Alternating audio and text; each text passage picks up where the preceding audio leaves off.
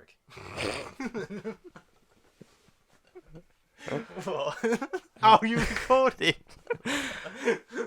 Oh, you discreet little bastard. Happy birthday, Matt. Oh, that was funny. Finn. When did you start recording? Did you record I nearly recorded the whole thing, but I was like, So, for anyone who's guessing, it's Matt's birthday. Happy birthday to copyright. you. No, because that's a general thing. You can use happy birthday. Oh, so it's copyright free. No one owns that, I don't think. Yeah. If you own the song rights to happy birthday, Mr. email us. We don't care. Mr. Birthday. If you've Mr. Birthday. That's the worst superhero ever. Mr. Birthday. Stop! Mr. Birthday! Mm. Yeah, so Connor was just wishing Matt the happiest of birthdays But right from the heart, from the soul. It was actually quite funny. The soul of my every fibre. You missed the podcast birthday, so we're missing yours. Happy birthday. Yeah. Ah, good old Matt. From the heart. I don't know where he is. He could be somewhere. We don't know. In a ditch. Yeah. in a ditch. I got dark fast. Yes, so welcome back to No Bubble Podcast, episode 54. The internet's favourite gibberish place where you listen to our It rambles. is. The nerdy news, geeky gossip, and Shenanigans. Yeah, shenanigans. Random birthday wishes. Yeah, random birthday wishes, and Tom's back from Florida, and he's had so I hope he had a great time, relaxed, chilled out, because he needed it. Works too hard, man. He works too hard, and he's I believe he's sent me the video footage, so I'll edit that for a top in secret the next project. Yeah, and our one with him is on the 10th of August, the sharpshooter skit. So if you're interested in the other parts of the Pasty Sheep Dark Nuke collab, tune in to Dark Nuke Studios on the 10th of August, because it'll probably be funny, and I filmed it. It should be. And Connor was in it, and our names are all over it. It was hilarious. It was an experience. There was a point where you had a Russian accent. There was, so many things. There was blood and guns, police sirens at one point. That's all I'd say. Like, don't arrest me if you're listening, police. Don't it's arrest not. me. It's not as bad as it sounds. It was not my fault. I did not hit her. I did not. Oh, hi, Mark. I have seen a film that may be like this generation's The Room. Is it really that? I know we were talking about it off camera, but is it really that extreme? No, it's probably the other thing I'm thinking of that we both agreed on, that we both saw. No, because Stuber was good. Yeah. The Dead Don't Die is not. But we shall get back to that, because we've got nerdy news and things, and a new trailer for the Kingsman prequel. Kingsman. Previously unmentioned, because it was just Kingsman sequel, prequel, placeholder. Even the placeholder name in the listings on the Cineworld release leaflet thing. Oh, it was just Kingsman. It was Kingsman. It was like Kingsman prequel. Oh, okay. Like before the episode name was Rise of Skywalker, it was just Star Wars 9. So yeah, placeholder names are our friends. But we have what's the title of this, Connor? The Dead Don't Die. No. Unless your name's Matt. No, the Kingsman. Oh no, it's just sorry, nothing as depressing. It's just the King's Man. I mean, that's really inventive. I really like the name. I appreciate the creativity. Really unorthodox, blowing the mind. Really, a lot of effort's gone into that. Yeah, I'm feeling it. It's sort of blown you away, really, isn't it? It's like you don't know how to react. I kind of don't know. No, I couldn't comment on nothing. No comment. As another movie I've not seen, whoopie-doo. I can't react to anything as such. Kingsman, the first one's great. Second one's a bit shit. Taron Egerton is amazing. He's in the second one, isn't he? He's in both. Oh, he is in both. Okay. He's Eggsy. Him and Colin Firth are the best part of that first film, and I won't spoil anything, but where it ends up kind of negates the ending of the first one. Oh. So just be aware of that. But Ray Fiennes is in this, and there's another young young adult star. Padawan.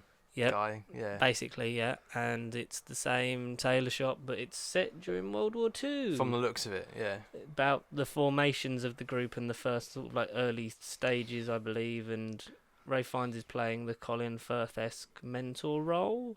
Basically, how MI6 becomes MI6 from the seams of it. I mean, it is like a James Bond thing from what I'm. Yeah. It's like it was sort of like to rival sort of James Bond, and it's an elaborate franchise, and it has the potential to have the legs on Bond. Like to give it a good run in, not ever because you're never going to beat something that's been going since '62. But no. It sort of reinvented it and gave Bond a bit of run for its money on the first outing, and it was like, oh, this is interesting. This maybe is how we should do it. But and then Elton John was there, and there was a dog in the second one, and it was like, okay, because that's how Elton John met Taron Egerton and why he plays him in Rocket Man. Yeah. The more you know. He originally wanted Justin Timberlake, but then he dropped out. Justin Timberlake for Rocket Man. Yeah, because that would have been a different film. Singer, but that would have been a different film. But Taron Egerton smashed it, and I can't wait to buy that on 4K when it comes out. Lovely jubbly, yeah. Lovely jubbly. And yeah, so it's going to be strange to see, because they're a bit like the Freemasons as a group, but spies. Intergalactic spies. It's like a upper class society club / secret service organisation. If you don't know what Kingsman is, but it is. Yeah, it looks good. I'll see it. 2020. Vague date. Yeah, no release date, just 2020. Just the numbers. I'm up for that. Yeah. I'll see it. By then, I'll hopefully see the other two. I mean, if you haven't seen them by then, Connor, there's something seriously wrong with you, my boy. Right. I mean, there's no date. I mean, I have got a year. You've got upwards 6 months. You've got I don't 6 know. months, We year. don't know. We don't know. It could be January the 1st, 2020. Who knows? Imagine that. That would be a odd marketing Films move. that come out on New Year's Day are strange, because is anyone really going to make the effort to go out after they've been pissed the night before? I certainly wouldn't. Not even for Kingsman. No, not for Kingsman. Not even for a Doctor Who movie. I wouldn't be asked. Nah, I would. So you have to be. So, on the subject of James Bond, a lot of controversy has befuddled production this week. Of the week. That's good. Write that down. Totally nicked that from another comedian. But... No, you didn't. Something borrows, genius steals. I don't know the whole saying, but there we go. So news came out from The Sun, of all places. I think was the main outlet, so like tabloid news. The Sky themselves. The Sun and the Sky. The Sun's full of shit anyway, and it's. I know there's not enough freaking vitamin D in it. It's sort of. This has been the weirdest thing I've ever experienced in terms of fan reaction and journalism trying to generate clickbait material.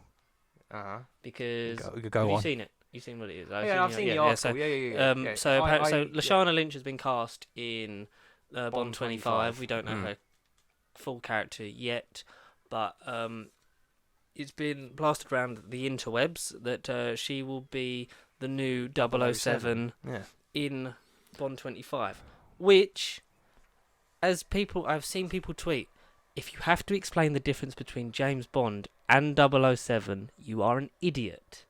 Yeah. Because 007 is the rank. People are buying into the fact that she's the new James Bond. Take over James Bond, yeah. It's no, that's not a thing. And Barbara Broccoli, oops, that's my lightsaber.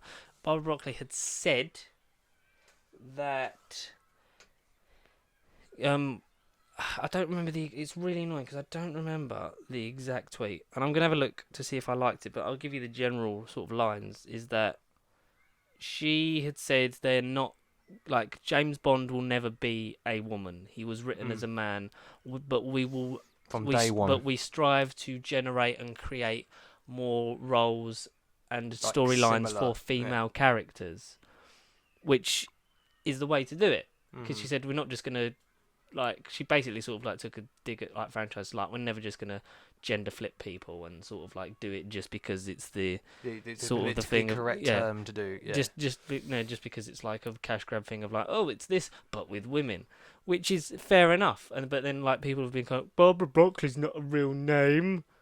It's like, you are actual idiots. So what I gathered from the basic plot of Bond 25, Rami Malek's the villain. Excited for that. Yeah, he'll be good. He'll be cool. It's a bit sad that we don't have Danny Boyle as the director. No. But I am fine with the guy that's taking over. I don't really have any problems. But the story is because at the end of Spectre, he leaves with Madeline Swan.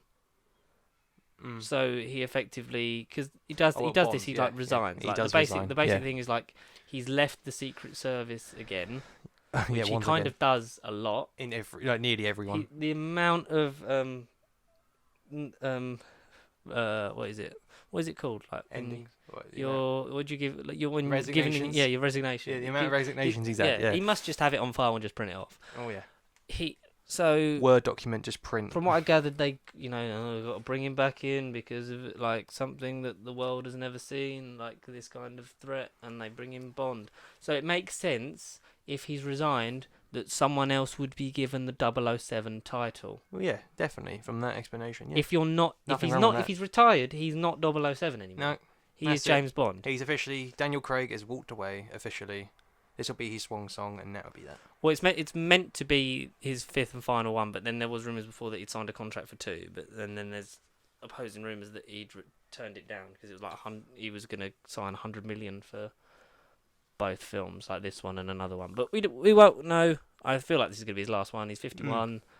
By the time dude's getting old, he can still do it. Like there was a call for Pierce Brosnan to carry on, which wouldn't be a bad thing. I would have been fine with. But get the James Bond multiverse going. If this is going to be his last one, fair enough. It makes sense if he's left the Secret Service, doesn't have the title.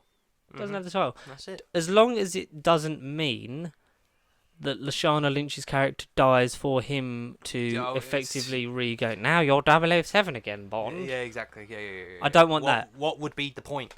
But the rule of the 00s is that whoever dies, like they move up. They move up a number. Because I think it was it Goldfinger? Yeah. Goldfinger, when he's on the table with the laser, it's like, if you kill me, like 008 replaces me. That's right. Yeah. Bloody hell. I haven't seen Bond in ages, but yeah. So it's the thing of like, you eventually, like, if enough people like, you'd move up. Well, it's the plot with one of the Brosnan films, Die Another Day, World Not Enough. One of the ones where the other agent that's helping Bond, he's another 00 agent. Oh yeah, Goldeneye. Because he was 00, whatever number he was. It's Alec. He was 006. Yeah. He was 006. But then he died, but didn't move up. Exactly. Yeah. That's so then the rules are a bit loose and fast. But I would be up for if Lashana Lynch, if you're gonna give Bond back the 007 title, which I assume is gonna happen at some point, as long as if another agent dies, yes, and then she then becomes 006, and then becomes sort of like a familiar face into the next era of Bond with a new actor. So then like that's the carryover. It's like, oh, it's the same thing. That's the same character. She's 006. I see what you mean. And have a high-ranking MI6 agent that is black and a woman and hopefully written well. Boom. There you go. Problem solved. Sorted it. Again, just hire me, screenwriters. You know what I mean? But people getting up their asses about it, it's a film. There's bigger problems in the world. Yes. There's a lot of things going on. Have you not heard of Donald Trump? Yeah, there's a lot of problems going on that we should be focusing on. And we need strong parts and high, I'm just forgetting my words today. Like high exposure level, like parts for women, for people of colour, for like all different races, different backgrounds, different stories. Your race, gender, sexual orientation, skin colour should not get in the way of allowing you to have a part in this world and be stellar and be amazing. Be who you've got to be. Yeah. So if you're getting up your ass about Lashana Lynch being 007, doesn't mean she's Bond. She's another agent. And I hope to God that she is written so well that she is one of the best parts of it, because I like Lashana Lynch in Captain Marvel, and I think she has the potential to kick some serious ass. As long as she's not Moneypenny, when Moneypenny was sort of an agent, but then really? It was like, no, desk work's more for me, Bond. Also, my name's Moneypenny. That was literally the end of Skyfall. Lovely. That was a lovely film. Oh, it was great. Good times. But yeah, if you're getting up your ass about Bond, don't. Something to get you up your ass about is there may be a sequel. Maybe. To Aladdin. Maybe a live action Aladdin 2 that follows the plot of direct to video sequel Aladdin The Return of Jafar. Maybe. What? I didn't read this. Bloody hell. I think it was on Movie Plot or something like that. And one of the people I follow, Dan Sherritt of the Five Hoofens, formerly. Oh God, I missed them. Five Hoovians, yeah. Yeah. Good old Five Hoofen. And he said something that I can really relate to, because it was with Jafar and Iago being such a big part of Return of Jafar. Mm-hmm. I don't think a sequel with the, as I think you put it, the husks that have no screen presence that are Iago and Jafar in the live action Aladdin can carry that film, a movie based off of that plot. Nope. Fair enough. Yes. Because they are the. That is because Jafar is such an iconic classic Disney villain, and the guy who plays him in live action, I'm sure he's an amazing guy, great actor, but my God, he's a wet fart in a bin bag in that film. He has no presence. He has no strength behind him. He doesn't feel like evil. No. Like he's there with the Sultan, but he's just. He's not doing anything. He's a powerful, like meant to be he's meant to be the second most powerful person in the land behind the Sultan, and he's driven mad by power in his quest for the lamp. And Iago, Alan Tudyk is a great voice actor, but he just feels like a generic parrot. Whereas at least when you had it's going to annoy me. What's his name? Who? Aladdin and that stupid monkey. Abu, not Abu. That's something else. No, not Abu. No, I'm talking about the guy who plays him, because that's Iago. That's Iago in the normal one, but I forget who's. Gilbert Godfrey. The actor. All right, okay. Gilbert Godfrey. We're with you now. In the animated one, it's great. Because he's actually talking like this, and they have a bit of a rapport, Jafar. And he's Morty. Iago. It's like, oh my god, Morty. It's so dark in here, Morty. The genie's meant to look like Robin Williams, but he looks like Will Smith, Morty. Oh my god. Oh, jeez. But yes. No, do not give me that sequel unless you're gonna maybe either write him better or get a better actor. Yeah. Because that's just wrong. Wrong on so many levels, dearest Connor. Every level. Did you see Aladdin? No. What, live action? Yeah. Or the original? Live action. No. But speaking of Aladdin, and maybe the key to my Disney absence, it's probably been sold with this. Disney the Classics. Were you thinking of getting this? Did you ever see this at some point? Basically, from to last year, so Wreck-It Ralph 2. That is cool. Is it all Blu-ray? Is it 4K? No, it's all Blu-ray. Except 5 of them are only on DVD because they haven't been upscaled yet. Yeah, exactly. No, but 55 films. Read them out to me. In order, right? So Snow White, Pinocchio, Fantasia, Dumbo, Bambi, Saludos Amigos. You know, you guys can make that one up if you want. The Three Calaberos. You guys can make that one up if you want. Make Mine Music. Oh, so this is based off the American running order. Is it? I think so. Carry on. Literally, it goes all in order up until Moana. But there is a space that if you buy Ralph Breaks the Internet, shove that in there. Oh, so like the old Bond ones. It was like, there's a space for Skyfall in here, or there's a space for Spectre in here, and there's a space for whatever this one's called in here. You can literally shove that up your ass. To make it up your candy ass. Rudy Boo candy ass. And it comes with an 80-page book as well, apparently. Ugh, reading. A celebration of Walt Disney Animated Studios. The Black Cauldron. Yeah. So I'm debating, because it's Amazon Prime Day. If any of you don't know what Amazon Prime is, it's when Optimus Prime sacrificed himself so that we may get good deals once every year. Yes. And he called it Amazon. He sacrificed it to save his son. Amazon Prime. He saved his son Amazon, and therefore Amazon Prime is related to Optimus Prime. But no, I'm debating to get this, maybe.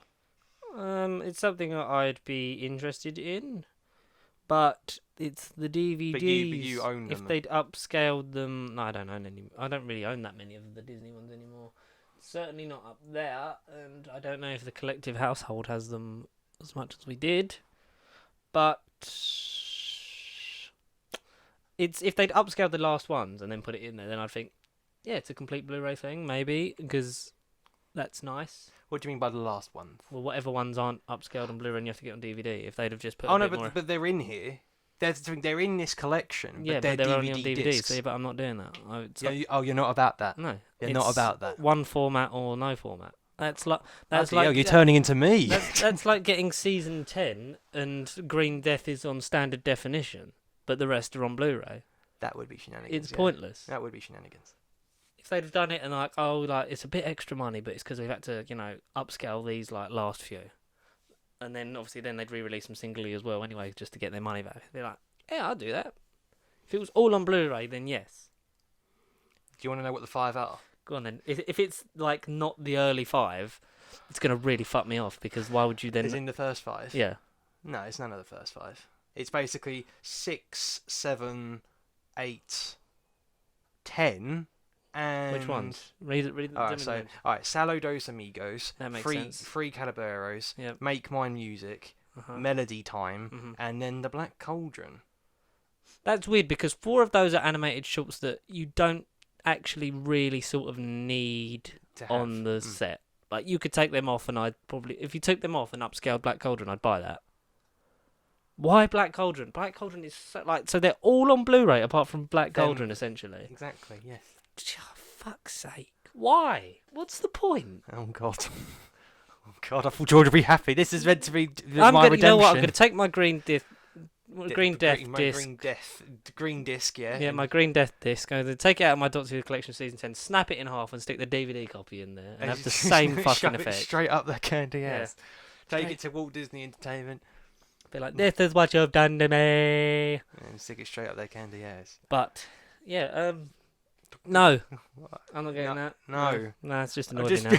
It's annoyed me now. Not you, Disney have annoyed me. No. Oh, no, I thought this is my mini redemption arc. I thought this was going to be the Connor. If only we did the Disney thing, Now you were coming knowing about Disney. No, I think it's good for you, but I don't know Black Cauldron's not on Blu-ray, so no. Yeah, if they go out and eventually eventually do it. Which I wouldn't be surprised if we got a Blu-ray version of that at some point. Like after that. Just to spite me. This was but this came out last year. This has been out for like a year. Oh, it's already out. This isn't new. No. It literally has been out for months. This thing. When did it even come out? The 3rd of Christmas last year. Last Christmas. Still, no excuses. I know. Upscale your formats. Well, guess what though? This isn't upscaled. Scooby-Doo, Where Are You? The complete series. 50. Is that all of it? Apparently, I've literally only just seen this. Is that all of Scooby-Doo? I don't know nothing about this. Quickly tell me all of the Scooby-Doo. Celebrate the 50th anniversary of the world's most lovable mystery-solving Great Dane Scooby-Doo. Reggie Roo! Along with the rest of the Mystery Inc. gang, as the complete Hanna-Barbera classic series Scooby-Doo, Where Are You? Comes to Blu-ray as a collectible numbered limited edition in Mystery Mansion packaging. How much is it? It is pre-ordered for £70, and it comes out September the 2nd. How many seasons is that? Oh God, I don't. Too much information. So many words. All 41 iconic episodes as a 4-disc collection, as well as a digital copy of the series, plus unique memorabilia including a Scooby-Doo Funko keychain and a mini Scooby-Doo encyclopedia. It also features brand new content. My Life with Scooby, Frank Walker's animated journey. He's the voice actor for Scooby-Doo. Yeah. My Life with Scooby-Doo is a personal look at seminar voice actor's 5-decade body of work as Scooby-Doo, complete with personal stories and fun memories from the recording booth. All of these featurettes, blah blah blah blah blah blah blah blah blah. Is that it? Okay. It doesn't really say anything else. It's a bit steep for 41 episodes, isn't it? I'm going to say 70 quid, but something else I've just seen, which is already out from the looks of it. This podcast not sponsored by Amazon, but if they want to. The new this is supposedly new Scooby-Doo movies, the almost complete collection. I love it's almost in the title, the almost complete collection. That's because there's meant to be a new one coming out with... Oh, so you do know that, okay. With some blokes in it. Some blokes in it. Yeah, but they recast, and the guy who played Shaggy in Scooby-Doo, Scooby-Doo and Scooby-Doo 2 Monsters Unleashed is not happy about it because he is basically born to be Scooby. Oh dear. Not Scooby, Shaggy. I don't know why I called him Scooby. Raggy. Zoink, Scoob. Raggy? Raggy? Ooh. Scooby-Doo. Scooby-Doo. Okay. Well, that's enough about Scooby. 41. Iron Man comes out next month, remastered on 4K. Captain Marvel's out now. Yay. Captain Marvel, after watching Far From Home, if anyone still hasn't watched it, stick to the post-credits, and Captain Marvel's like one of the more relevant films. Do you know that Mysterio was going to be a Skrull? I did not know that. He was meant to be a Skrull. There was early versions of the script where he was a Skrull, because they wanted to keep surprising the audience. Oh, no, I would have liked that. I would have liked that. But then, so would that have meant that he was just a creation by the Skrulls, or he was actually out there and doing that exact same thing, but they just swapped out, or they'd done evil under his name, and then he would get arrested, and then eventually turn into Mysterio himself to, well, fuck you, I'll be Mysterio then. Another similar thing I read though. I don't know if you might have, but Craven. Jason Momoa. No. Oh. It's nothing to do with the actor, but it's an idea or theory I saw which could make him more not cosmic. I don't want to say cosmic; it's the wrong term, but like more of a threat for the MCU, not just a Spider-Man villain. They might change his origin a little bit. Because he might be linked to Wakanda. Yeah, he might be linked to White Ape. What? And Baku. Oh, I read Exile Tribe from Wakanda. Yeah. So you've read something similar then? Yes, the ape tribe that M'Baku. Because there was an actor that, like some fan edit that had some actor.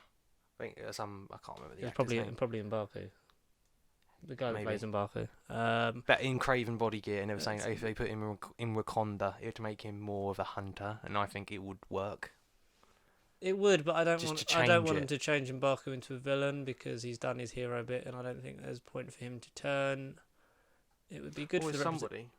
No, because it was I know I read the exact same article. I know what you're talking about. It's just reminded me because it was M'Baku edited into Craven gear.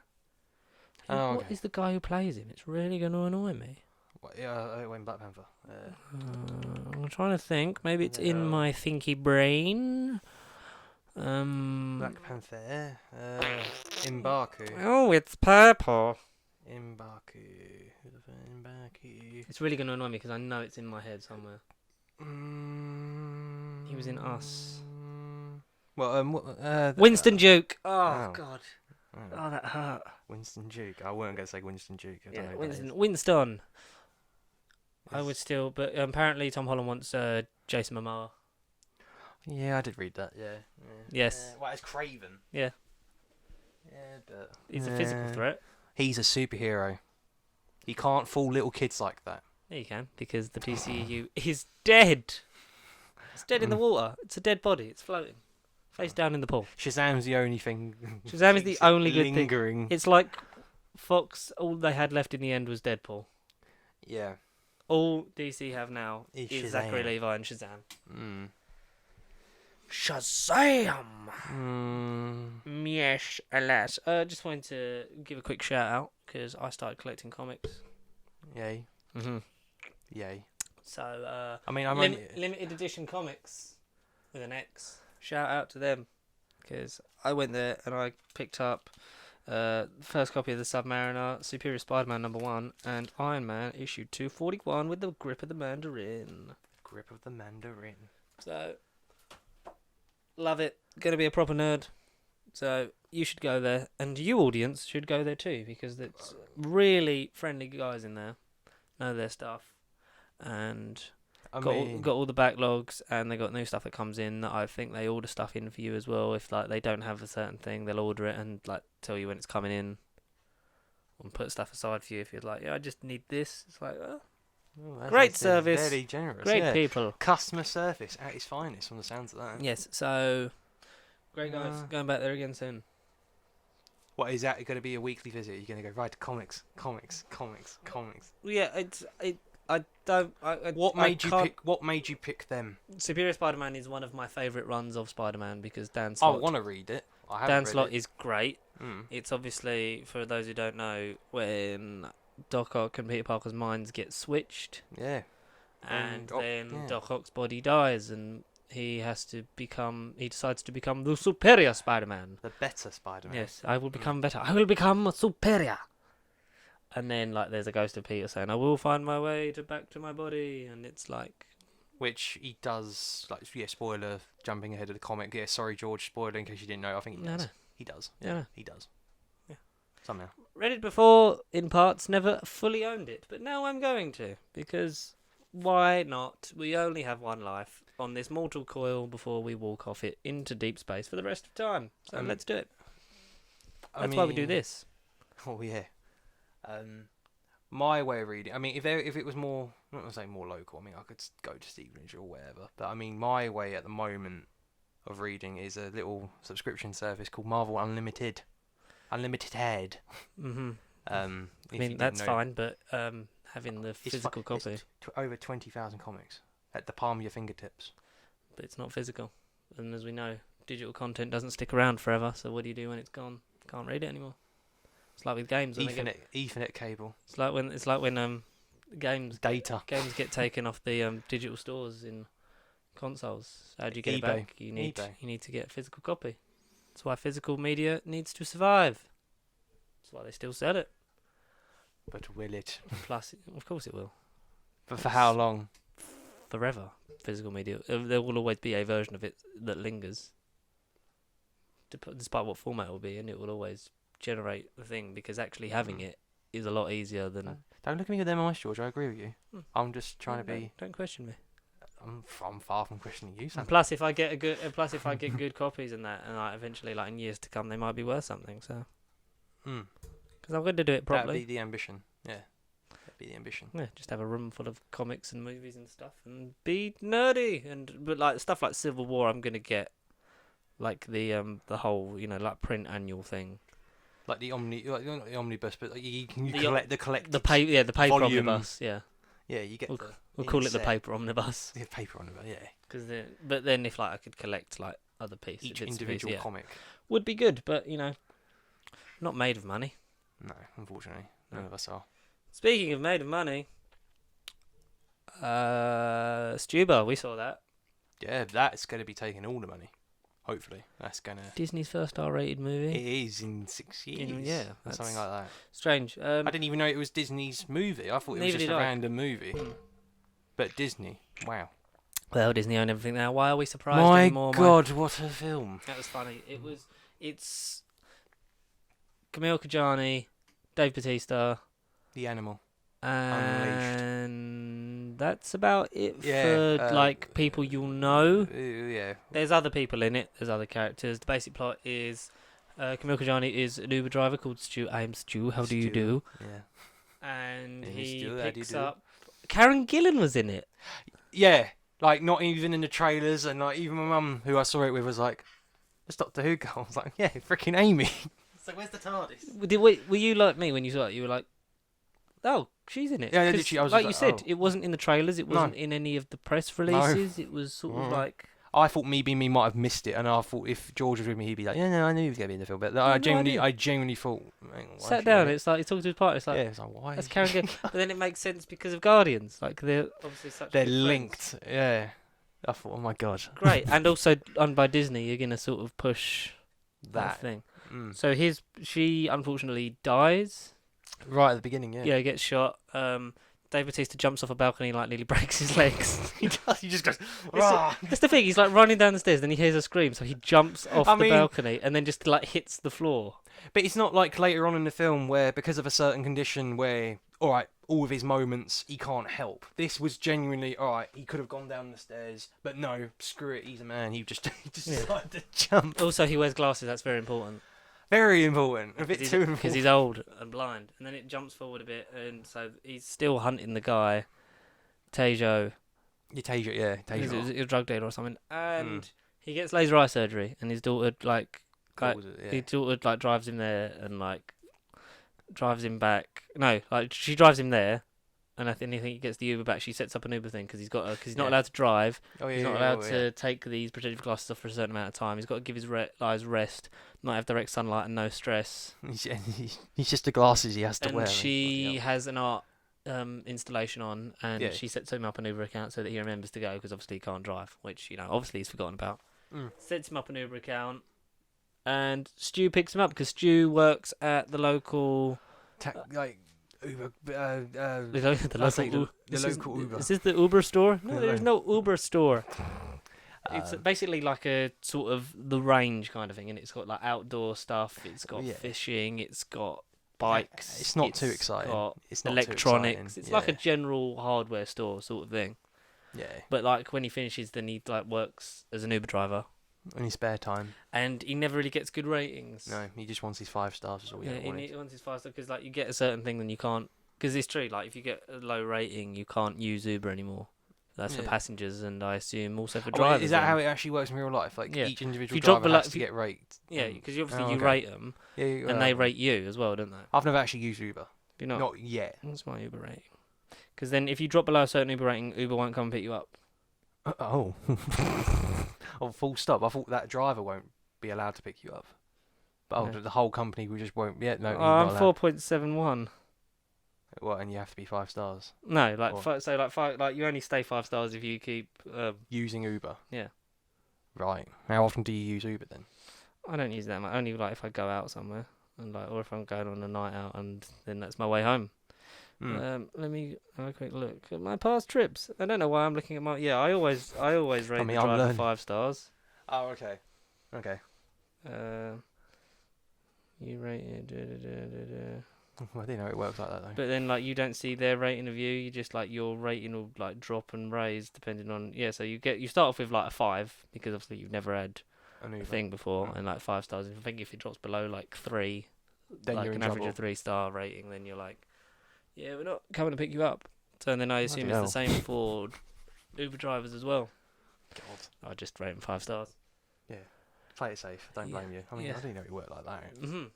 So he keeps getting 1-star rating, and like his rating keeps dropping. He has like assorted Canadian chocolate and water, and that was it. Do you want some Canadian chocolate and like a water bottle? Yeah, he got like water bottles. He's got like an iPod, like an old nano, like so people can select their music. Mm.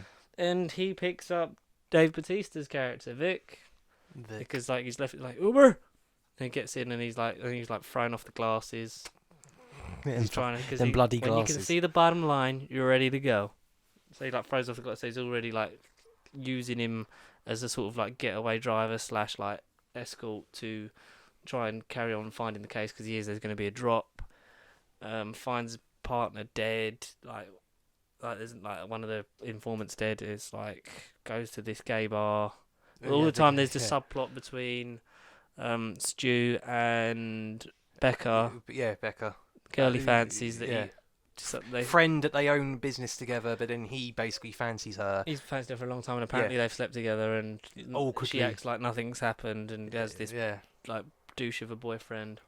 Yeah, that she keeps breaking up, getting back together with, and he's like opens a spin class gymnasium with her thing. Yeah, I mean, that's your dream, not mine. And that she's like trying to get him to come round because she's broken up with her boyfriend. She wants to come round, like, let's watch When Harry Met Sally. Which is basically like, let's bone. But there's a funny thing because when he's in the male strip club and like the guy just walks by and goes, is that a penis? Is that a penis? No, listen, I can explain. It's just and shenanigans ensue, and he has to solve the case. And then it turns out to be, spoilers, an inside job. It does. Yeah. From the police from blonde lady, woman whose name is never really mentioned, and we didn't get no character development. Not really. No, she was just there. She was there for one scene at the beginning, and she was like, "Oh, I'm the baddie. I'm evil." It was a bit. Yeah. But yes, that is that sort of thing. It's funny. It's inexperienced. It's feel good. It's great. Some good jokes. I genuinely loved it though. I think I had fun with he's like one of my favourite films. Dave Bautista plays the straight man so well. Yeah. And Camille Kajani is obviously like great at being the funny guy. And they like sort of bounce off each other with like this sort of love-hate relationship where like they're stuck in it together, and like Stu doesn't really have a way out until this is done. Well, yeah, he gets forced. But then it's great because like when it ends and he gets his receipt, it's like $5,500. But he gets his 5-star rating. Yeah, exactly. But with a wicked line from Stu, is like, I didn't think you were gonna rate me 5 stars, so I'd already rated you 3 stars, which I think in the circumstances is pretty fair. Yeah. Yeah, and then it cuts to Christmas, and Stu's then dating Vic's daughter. It's like, we thought Christmas was a good time to tell you. It's just really funny, and you'll laugh, you'll have fun with it. It's not going to set your world on fire, but you'll have a great time. Stuber. Lovely film. Yes. No, it genuinely was one of my favourites. Dave Bautista's taken over a bit, isn't he? He is. He is the animal of films at the moment. Is he going to be a bit of a... Is he is he going to try and catch up to The Rock? I think what he has on The Rock is... he going to become #1 contender? Is he going to fight The Rock for the well, not the WWE What was Dave Bautista's catchphrases? Well, as I say, he was the animal. That was his thing. Batista didn't really have a catchphrase. He was So the animal. he didn't have a... If you smell... No, he didn't have... What The Rock is... No, he weren't an animal like that. He didn't have a catchphrase. He didn't have slogans. He was just the animal when he kicked ass. Batista bomb, kicked ass. You like it when we just straight into wrestling, didn't we? We have a little bit of a wander down wrestling lane. Well, yeah. I mean, it's the most appropriate time. It's about Batista. I mean, Out of this is a serious question now. Out of Dwayne Johnson, Dave Bautista, and John Cena. The three. Okay. Who has made the best transition from wrestling to acting? Right. Okay, I would easily say Cena the least. Not to say that Cena's had bad movies, because did you see Blockers with Cena in it? That's on the Sky Q thing. I haven't. Well, no, I like the trailer. He's got hair in that, right? Yeah. Yes, he has got hair. Yeah. So, I saw him in Bumblebee, and he was okay. See, I haven't seen Bumblebee. Was he? Yeah, okay. Yeah, he's a generic character. Yeah, there's not really much for him to work with. So, but it's okay for him. He's passable. Okay. Yeah. So Blockers. Yeah, no, he was funny in that. That was a good film. That is a film I urge you to watch. Not just because of Cena, but that was a good film. Yeah. Genuine funny comedy. But he's also done action stuff like The Marine, 12 Rounds. I don't know if they're all sort of WWE. These are all films. Oh yeah, definitely not see them. But I can't think of little bits and bobs he's done. The Rock has been around the longest out of the three. I think The Scorpion King was his first big role. His first motion picture role was in The Mummy, I think. The Mummy. One of the Mummy films. He was some guy, and then he was in Scorpion King. Because that was basically arguably the worst CGI ever. Oh yeah. That was understandable.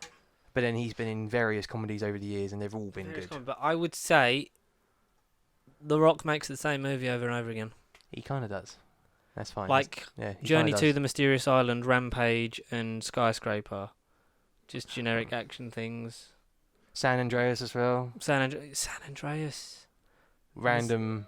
G.I. Joe Retaliation. Yeah. Generic action. He's the hard man. Skyscraper, it was seeing the trailer, it was like, all right, cool. Okay, so it's Dwayne Johnson, but we need to make it different. We have to let's give him one leg. Let's pretend he has a prosthetic leg. Jumanji.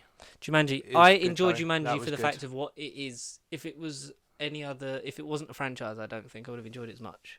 But the fact that it's a follow-on from that story, and I like that world, it works. And I like we said, we like with the new trailer where it's going, where it then pushes Karen Gillan and Jack Black as the stars, and has the comedic relief be Kevin Hart and Dwayne Johnson. He works well with Kevin Hart, Yeah, Central Intelligence, that's another one. But he sort of still makes the same types of movies. It's he either does. Generic action badass thing or stupid comedy thing. And then But the thing is, they're not bad. That's the bottom line. They're not bad, but they're not great. They're okay. Oh, they're passable. Yeah, exactly. Anything with Dwayne's name, I'd be just...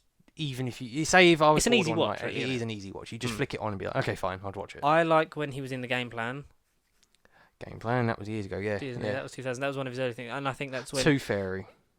Did you see when Fairy? He was sort of more up for sort of finding his feet and taking the piss out of himself.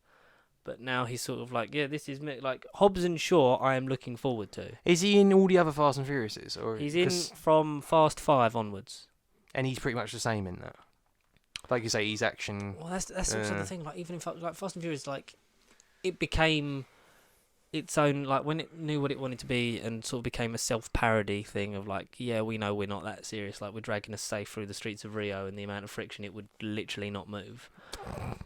But so like it reinvents itself from that point, and having him in it, he's a good because he's sort of like the foil that's hunting them, but then joins the team. Then obviously because him and Vin Diesel had a bit of a falling out, that's why you've got Hobbs and Shaw now, and why he won't be in Fast 9.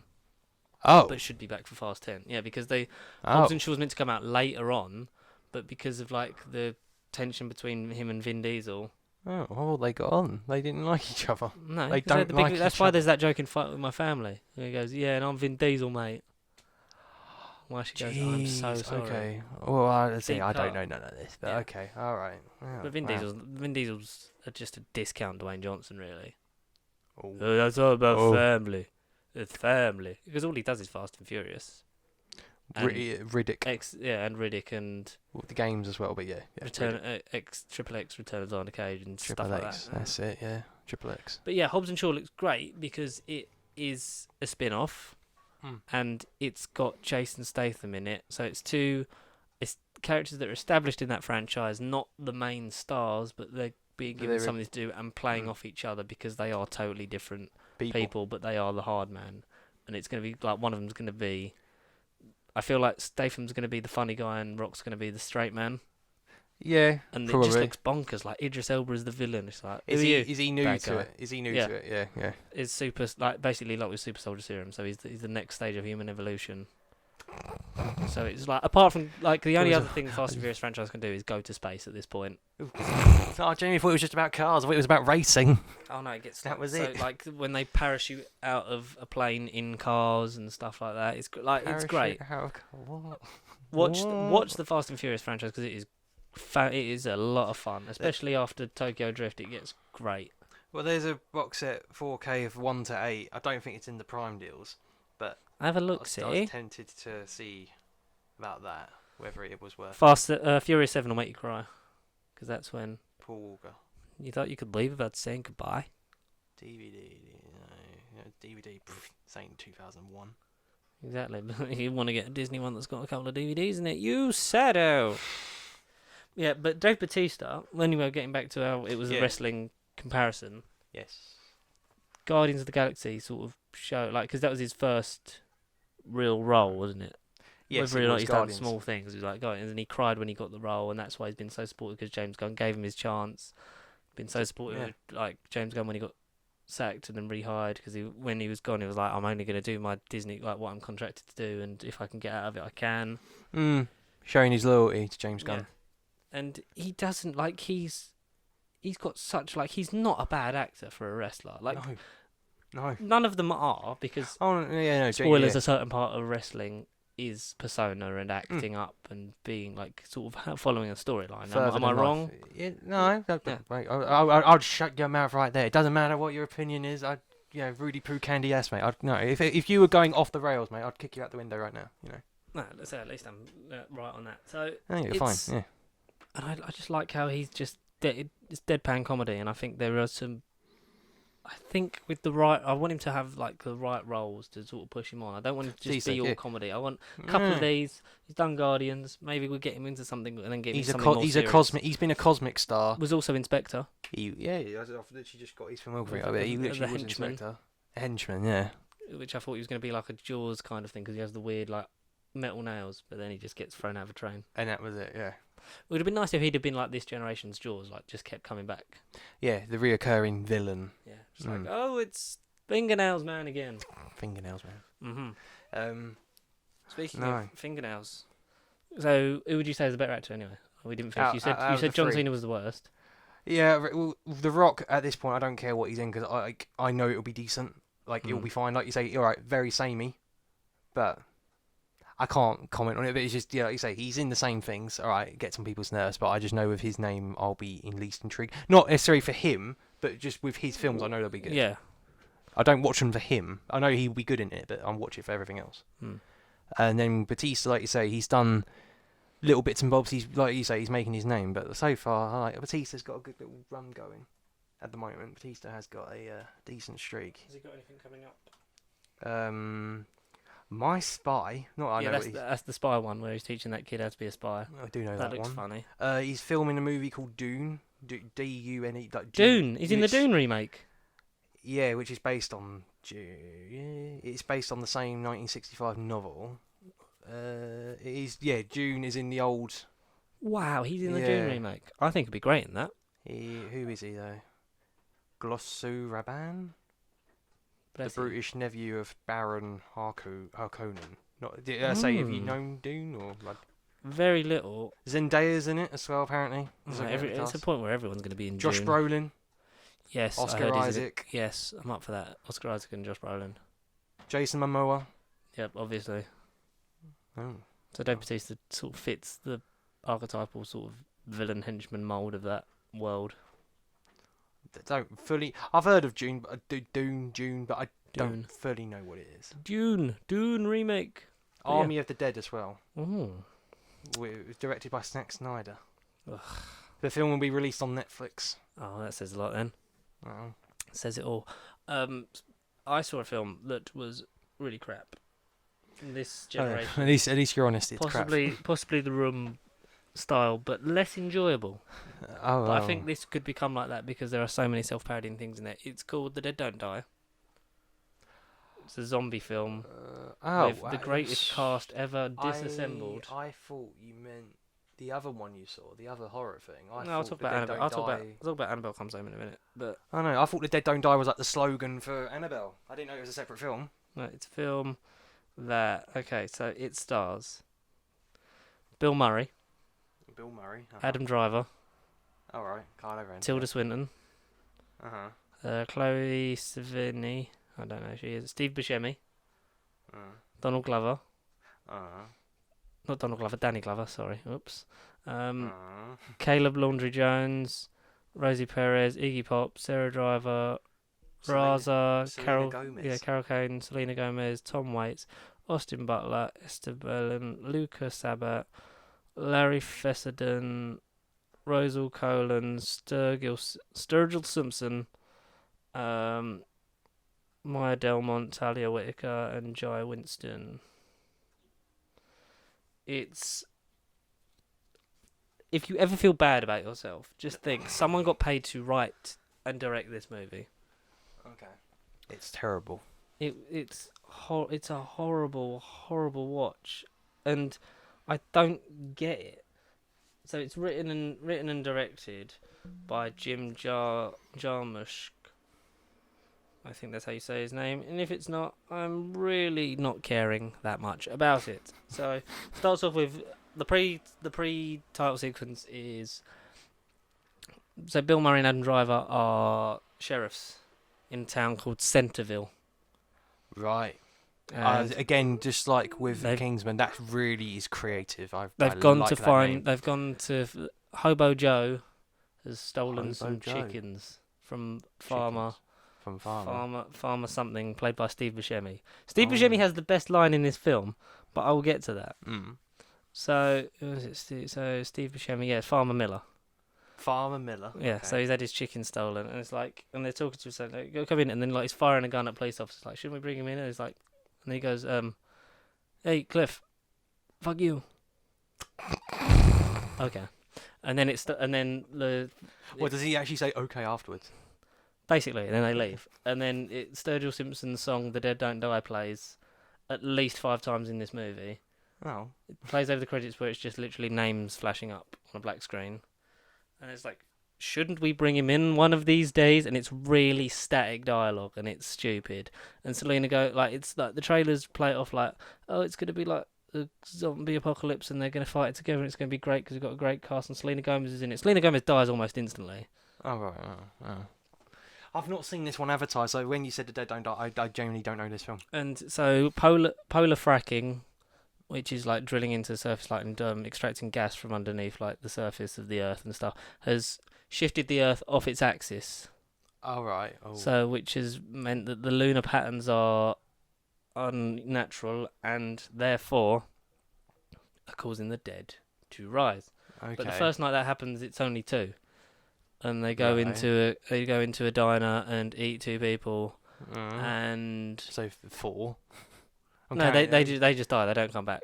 I don't think they come back, those 2. But it's just really bad dialogue. Like when they just go to the crime scene to discover it, Bill Murray pulls up in the police car, goes in, has a look. You get the same 2 shots every time they look at both characters. Like whoever's looking at them 2 dead characters on the floor, it's the same 2 shots. Okay. So like and Danny Glover says budget. So he was in Lethal Weapon and he's going to be in Jumanji: The Next Level. And so he's like, oh, like I thought it was like a wild animal, or a bunch of wild animals. And then Bill Murray comes out and like says, what was that, a wild animal? A bunch of wild animals? Then Adam Driver pulls up in his smart car, gets out, goes in, has a look.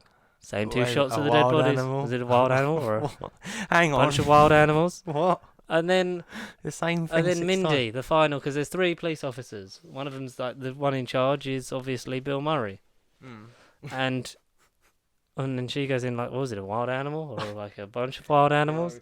And they say that on the news channel as well. Some reports are saying it was a wild animal or a bunch of wild animals. Oh come on! This film was a meme. And the dead don't die. I love this song. It's "The Dead Don't Die" by Sturgill Simpson. That's the only song that plays. Like, listen to it on the radio. It's like, oh, I love this song. Oh, I love this song. And someone buys the CD. And then Adam Driver, because the bit when Selena Gomez dies, because like she checks into a motel with her friends, like they're from Cleveland, and like, oh, that door's open. Oh, they're all dead. And like he beheads them because it's like, because the production company's called Kill the Head Productions, so it's like you got to kill the head. So they keep saying that as well. So like after like they'll say like certain things over and over again, and it's just.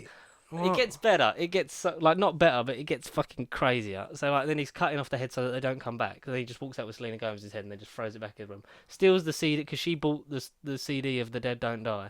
Oh, I love this song. And then like so he takes the CD like out of their room, puts it on in the car, and then Bill Murray just goes, "I've had enough of this fucking song," and just throws it out the window. It's like that was a bit over dramatic, Cliff. Tilda Swinton plays a Scottish undertaker.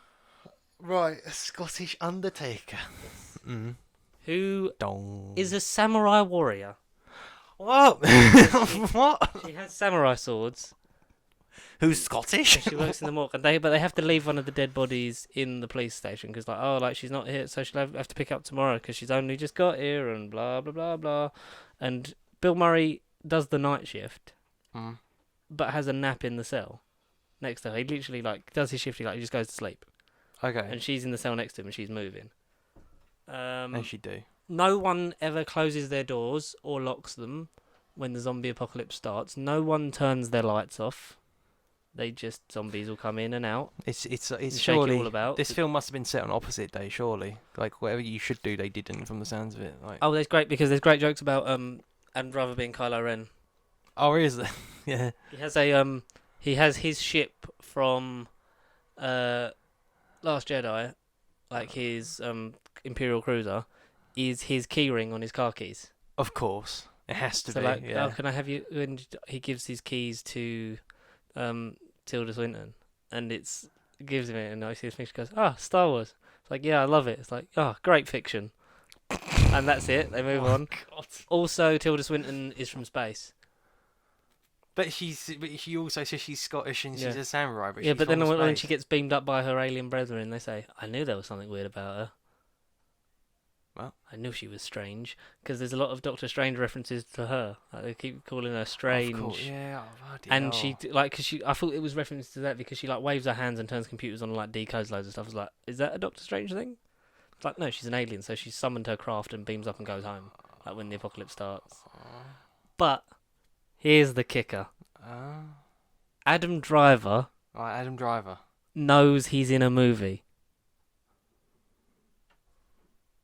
Okay. Because this is the fifth wall breaking. Screw the fourth wall. This is like fifth wall. A fourth wall break within a fourth wall break. That's like 16 walls. 16 walls. Because when the Dead Don't Die plays over the title, where it's just like the title comes up and then all the actors, then it plays again in the car. It's like this sounds familiar, and then Adam Driver goes, "Yeah, it's the theme song." It's like, what? It's the theme song. It's like, and he keeps saying like really statically, it's not going to end well. It's like, how do you know it's not going to end well? Because I've read the script. But then Bill Murray sort of implies that he knows he's in a movie too, because Bill Murray's just checked out at this point. It's like, you read the script? Yeah, Jim gave me the whole script. He only gave me the bits with my scenes in. And then like when the alien ship comes down, he goes, "Was that in the script? It was not the one I read." God. Okay. But it ends badly, yeah? Yeah, but we got to give it... It's like, how does this end? It's like, we got to give it our best shot. It's like, but we die. It's like, yeah. So it's like... So then they just get out of the police car in the middle of the zombie horde and just start fighting them until they eventually go down and die. All the time, we don't know if Hobo Joe is a hallucination because he keeps narrating to himself. Like, obviously, it's for the audience, but he's going around talking to himself. Like, when like did you distillation. See this? When did you see this? I don't even know. I've wiped it from my mind. I think it was Sunday. Yeah, it was Sunday. I kind of want to watch it, you know. Yeah, the distillation of the lunar patterns is causing this. Like, kind of passed out for like 20 minutes in it, and I was like, I'm so jealous. He passed out. Like the guy that plays Banshee owns this gas station. Banshee from X-Men First Class owns this gas station / convenience store / it's got loads of nerdy toys and comics in it. And like people keep coming in and it's like, oh, they're drawn to what they like to do when they were alive. So there's zombies walking up going Wi-Fi, guitar, coffee, Siri, fashion. Fashion. Yeah, there's one that Tilda Swinton because she's fascinated by it because she's got the samurai sword because she just beheads them all and that's how you kill them. So obviously it's like, oh, so she's going to be a big part in the back. No, she just drives off into a field, gets in her spaceship and leaves. It feels so long. It literally feels longer than Avengers Endgame, this film. It's like so long. How long was it? An hour and a half? I don't even think that. It was so boring. So boring. And then like the heroes just die, or Bill Murray and Adam Driver just die because they get out and they fight them loads. But there's a wicked bit when they're driving around, the three of them, and Adam Driver like goes to a zombie, "Excuse me," and then just beheads it. Okay, and Mindy, the other police sheriff, she's in the car, and like their car gets surrounded by all the zombies, like they're thinking, but they can't get in for some reason, even though they've opened every other door in the whole town and just walked in and killed people, or smashed through windows. They just can't get in, and then she sees her grandma. She just goes, "I'm coming, Grandma," and just gets out, but manages to close the car door. And then they're like, but it doesn't end well. No, we got to give it our best shot. So they get out, they're shooting people, like beheading them, because he's got like there's a bit where when Adam Driver beheads the first zombie, like Bill Murray goes, "Did you used to play like junior league baseball?" Yeah, a little bit. It's like, what? Oh, good God! Okay, I'll take it back. I don't want to see it now. It's just. I don't want to see Steve Buscemi is Farmer Miller, who's a bit of an asshole because they reckon Hobo Joe stole his chickens because there's a thing that all animals sense the danger and run away. The science of that makes sense that they and they leave like all the pets are leaving. Sounds logical. But because he owns a farm, so like he goes outside, and also the daylight patterns are wrong. Like people's watches have stopped working, phones aren't working, radios are barely working, but only playing Sturgill Simpson songs, and. So it's light outside, but it's meant to be dark, but then it suddenly gets dark anyway, and then it seems like it's a normal lunar pattern anyway. Oh dear. Dog's outside, it's like, yeah, come in. Like, what are you doing under there? You gotta come in the house. And like the dog runs off. And then he just looks up and goes, "Who the fuck stole all my cows?" Great. Oh my God. I literally laughed about that for the rest of the film. I was like, that line was great. Can we just have that again? Who stole my cows? Who the fuck stole all my cows? And then you see the cows just running into the woods. It's like, wow. So Hobo Joe wasn't stealing animals, but then he was eating the chicken. He's like, yeah, this is a nice chicken, Farmer Joe. Not Farmer Miller. And it's like, what? So he did steal that chicken, but the animals are running away anyway. And he's narrating the whole science of the story to him. So there's also a youth detention centre in the town with 3 kids that are the only ones that survive, but the kids have to be kept on different, like the boys' level and the girls' level. But Geronimo is a boy that keeps sneaking down to the girls' level because he's got 2 best friends in there. But like all of them, they survive, I think, because they just keep running away from stuff. I was like, does anyone actually die in it? Everyone. Oh, everyone dies. Okay. Basically, everyone dies. Everyone dies. Because when there was like self-parodying, like being self-aware, I was like, oh, it's going to switch up and something's going to happen. It's just going to be ridiculous and funny. But it never happens. No, that's the worst bit. I was waiting, like, come on. So it's going to switch at some point. Like with the alien thing, I was like, right, something's going to happen. Then it's going to be ridiculous and it's going to be self-deprecating. It's like, no, and then they just get out and die. It's like, oh. So there was no point caring about anyone. Oh, okay. This is the most shoddily written script I've ever witnessed in my life. The dialogue is stale. It doesn't go anywhere. It's so repetitive. It does sound it. It really sounds it. If were repetitive, but played up for laughs and actually done for comedy, it's like being more self-aware. If you're going to go down that route, then I'd maybe be more inclined to enjoy it. But it's just like ridiculous. I don't get it. What's the point? Neither do I. From that experience, jeez. Well, you've sold me on it, and then you completely want me to delete it from film in one paragraph. It was horrendous. Okay. So was Annabelle Comes Home, which is another film set in the Conjuring universe. But does the dead die in that one? No, people just get possessed because Annabelle the doll is a beacon for bad spirits, draws them in. It's based on a true story about the people that had this house full of like the most evil things in like the world, because it's like all these spiritually possessed things, like wedding dresses that a ghost had been seen in and stuff like that. But they keep it in a room like locked away in their basement. It starts off with the characters that were in. So they were in Conjuring, I believe. This is a prequel to Annabelle. So then it's them. It's set in the 60s, I think. And then they take Annabelle. They bring Annabelle back to their house. Put it in a. They have it blessed by a vicar, like to like sort of cleanse the room, and then put her in a glass cabinet made from the windows of a church to contain the evil within the spirit. Makes sense. Then they go away. Their daughter's getting babysat by the girl who was the pretty girl in Jumanji. She's the babysitter, and her friend comes round, and it's because she lost her dad, so she like and felt like it was her fault. So she wants to like communicate with him and tell her she's sorry. So she sneaks into the thing room, accidentally unlocks Annabelle's cabinet, because Annabelle then like sits forward in the cabinet. So she opens it to push it, and then doesn't lock the door, and then Annabelle falls out the cabinet, and then spirits then begin to possess. And cause a bit of havoc and a few jump scares. And if you've seen the trailer, when like Annabelle then crawls into bed with the little girl, because the little girl knows like what her mum and dad do, and sort of has a bit of psychic insight like her mother, and knows like the ritual of exorcising demons and stuff like that. So she can handle herself, but she's still a little girl. A little girl, right? So it starts to get very dark and scary and weird, and then they have to like deaths. It's like we have to find Annabelle and we have to put her back in the cage to contain the evil. And it's full of jump scares, it's dark, it's sounds like your heart racing. Sounds like my cup of tea. It sounds like my cup of tea. I'm not someone that likes horrors, as many people will know, but no do I. No, I didn't, because I've not seen like the other Conjuring films. I know Conjuring 2 was based on the Enfield Poltergeist, which is near where I used to live, so I know that story. Like I would have been fine seeing that.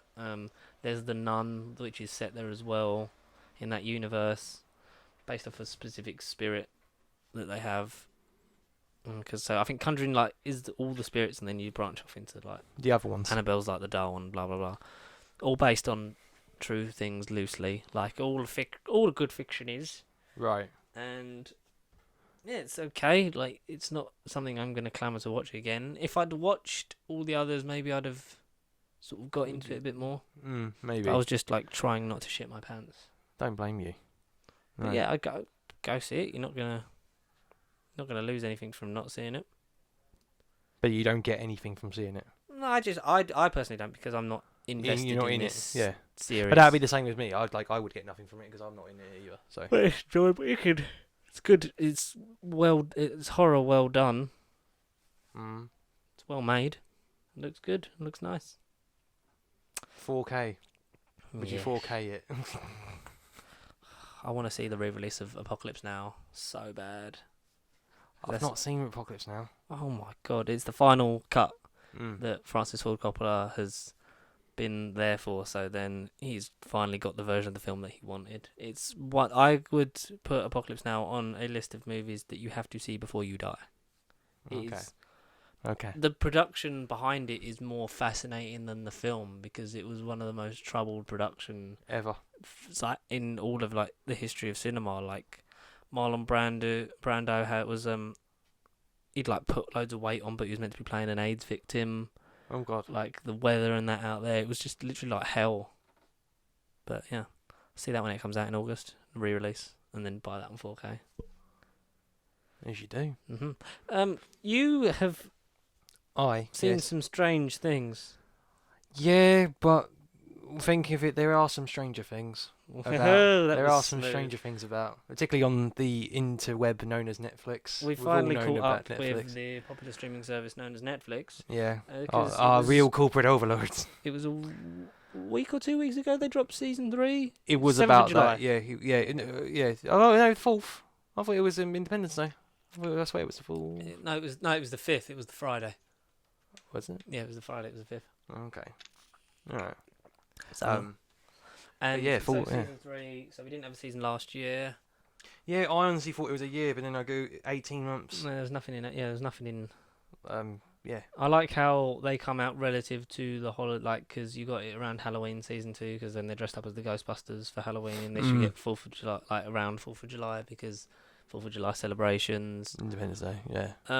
Yeah. People complained that, as they always do. I say, what was wrong with this season? That it was underwhelming, that it was slow. This season, okay, slow I can get. It wasn't what they wanted, but fans not always. But I thought this was a great follow-up. It took a little bit. I think by 2 or 3 episode 2 or 3 episodes to get going, but then by that it was like Alexei was great. The new characters in it are fantastic. Alexei, you see. I get all the memes of him now. Makes sense. The benefit of the time jumps allow for the actors because they're getting older. Like when you look at them in season 1 to where they are now. I mean, that's only 2 years ago, but like, jeez. Jeez. I can't believe it's 3 years today that Stranger Things season 1 dropped. 3 years today? Yeah. The 16th. Oh my god. Is it? That's mad, isn't it? When you say it like that, it is. I feel like actually going and watching it. But, alas. Mate, so, bloody hell. 11 closed the gate at the end of season 2. Yep. The rift. Upside down. We get to now. The Russians are the evil because we're 85. We're on now. 85. Yeah. Started in 83. Yeah. And then season 2 is 84, and then this is 85. Yeah. It would have been fine if this was like 86. Like if they'd gone, it's been a a couple of years. Gap, they'd have had, because then it would have been like, you've had a bit more time to adjust to normal life. Whereas if you'd just had a year, or not even a year, because it was Halloween 83. It's Halloween 84 was season 2. And then you're like so it's been like meant to have been like 6 months. Ish. Yeah. If you'd have had that sort of like extra year on it, then it adds to the relation, because obviously it's 11 adjusting back to normal life, being Hopper's daughter, having a romantic entanglement with Mikey. I like how, Dustin had gone away to summer camp, and then and had sort of come back, and his friends were different. Like, because they got to summer and everyone, it's like them growing up, becoming teenagers. I going like their separate all ways the gradually. characters that have come back, like developing relation, like Lucas and Max. Will, like seeing how much everything. God damn, I wanted him to have a good season. I really did, yeah. Yeah, he was the only one that didn't really do anything because he wanted to be in the past and just play Dungeons and Dragons. Yeah, but like it's changed. But then like the monsters came back because the Russians have been trying to open the rift to the upside down again, but with the machine. Yeah. But then it vaporized people in the room. But like you've got a year to do it, and then like it comes back. And the Russians are doing it, but they're doing it in Hawkins. There's some great like pastiche messages on commercialism in this film. Not film in this season. Film. I mean, technically you can watch it as a film because it was all released in one day, and if you had nothing to do, you could just binge it all. I think I've binged the majority of it in one day. I think I did like 5 episodes in a day. It was great. Because it's 8. Because it was 8 episodes, 9 episodes, 8 episodes again. Yeah. I thought it was 8, 9. So we've got a shopping mall. We do. Which means that small town businesses are closing. It's very apt and very sort of for the time. The original layout for this was 6 seasons and then done. The Duffer Brothers have then gone on to say like maybe 5. To do 4 or 5. They wanted to do 4 or 5 because they didn't want to long it out. I think you can still get 5, 6 out of it. But it's some of it felt like a bit of a stretch, like and then we've got to like find a way like why they've come back again, and it's because of the Russians, and then that where it leaves it in a much better position to carry on in season 4. Oh yeah, very yes. Than trying to start up again in season 3. Did you see like the post credit or mid credit scene of? Yeah. Yeah. Okay. Yeah, it's got a mid credit scene. Oh, it's the Demogorgon. Yeah. Is back. And the Russians have kept it the whole time. Yeah. That means like where did they get it from? But then who's the American? But yeah. Oh. Who's the American? Probably Hopper. Yeah, but he did look kind of dead. Oh, spoilers! Hopper's dead. Oh yeah, that was literally the most spoiler. Without even thinking about it. So they eventually work out Dustin and Steve is the best still the greatest team up ever. Like it was fantastic in season 2. Like yes, the highlight. And like watching there's a companion show on Netflix that they did for season 2. I don't know if they've done it for season 3. No, like you say, I think it was called like Beyond Stranger Things or something like that. Yeah. It was like a chat show thing, weren't it? Yeah, did you watch that episode? I saw bits of them. Because I like when they talk about the Duff Brothers talk about like drawing Steve and back into it. Like who would Dustin talk to when like they're all gone? I was like, he'd obviously then go to Steve. And then you get sort of an adaptation on them because he's now working at Scoop Ahoy. Yes, yeah. With Robin. There's another new character who he works with. Did you know who the actress was though? Who? Uma Thurman's daughter. Really? That is Uma Thurman's daughter. She looks Thurmanish. Yeah, but she's a different name. But. Fair enough. Lucas's sister then becomes a big part because they. Maxine. No, Maxine. No. What is her name? Freaking, I can't remember her name. I don't know. Google it quick. Bratty kid. Bratty kid. She's like grown up. Like, shouldn't you be at home? Shouldn't you? Ice cream. Why shouldn't you die? Like when Lucas sees her and it's like, that's great. That's great sibling banter. And when she gets told the story of like everything that happened over the last 2 seasons, and like what? And Dustin says, "So you believe that all that happened? You just don't believe that Lucas was there?" Erica Sinclair. Oh, Erica. Great. What a star. Fan-bloody-tastic. Yeah, because they Dustin has built a radio tower at camp to talk to his girlfriend who lives in a different state called Susie. Susie, and she's not answering, but intercepts a transmission from the Ruskies. The Soviet. But they figure out it's not coming from Russia. It's coming from Hawkins. Coming from the new shopping mall that's being used as a cover. Starcorp. Yeah, Starcord. Yeah, and they use like the behind the services it's fronted by the shopping mall, but like they've got secret underground experiments going on. They figure out the code. They get into the base because they end up stuck in like the room that turns out to be an elevator. Yeah. And they manage to find their way out. And how is it they get back to the surface again? Dustin and Erica get like a little, like the Russians have like these little like vans like to use around the base. And they sneak out through the air vents because they get Erica out. Involved because she needs to sneak through the air vents to find it, and she's the smallest. Yeah, that can fit. And then they get out through the air vents when Steve then gets beaten up again and has to wear a contact lens that's bloody and bruised because he gets beaten up every season now. He does. Steve needs to have his Like, moment. I work for Scoops Ahoy. Yeah. But I just God. They inject him with truth serum, and him and Robin end up like they're on drugs, and they walk into Back to the Future. Yeah, that was hilarious. What's the horror film they see at the beginning? Horror film? Oh, I don't know.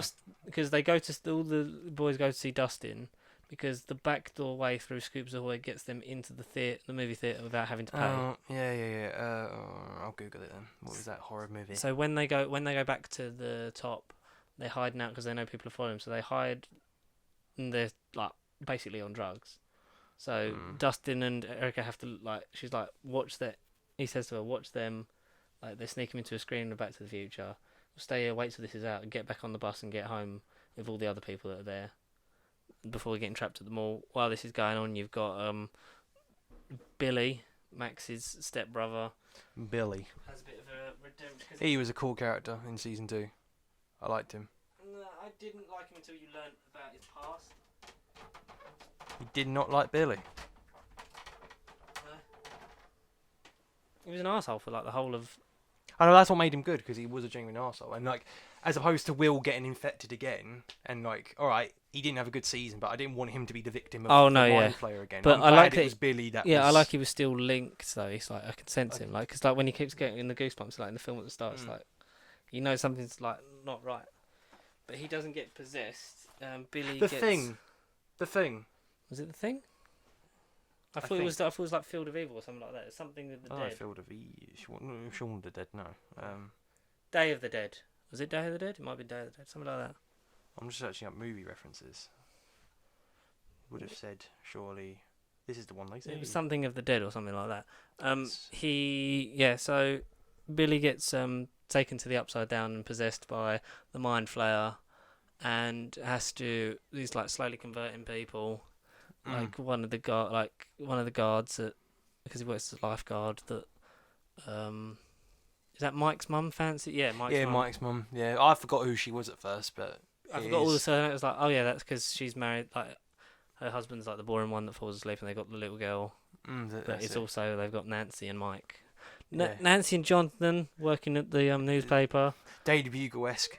Nancy dealing with sexism in the workplace in the 80s. Unacceptable. They're tackling some like good big things. Yeah. Like, you know, how big time commercialism killed small business. Yeah. Like maybe you should solve the case of where's this mustard on my hamburger. And it's like, because they're investigating strange goings on because there's rats that are like going rabid and being obviously infected. They find out it's part of the Upside Down sort of mechanics, because then they're exploding, turning inside out, and then coming together and forming like a flesh version of the Mind Flayer. It is. It was weird. I thought when the monster exploded, I thought it was going to be like all the people that it had possessed or hoovered. It basically was a giant hoover. Yeah. The tentacles turn inside out and get sucked in together like a big sort of globbing mass.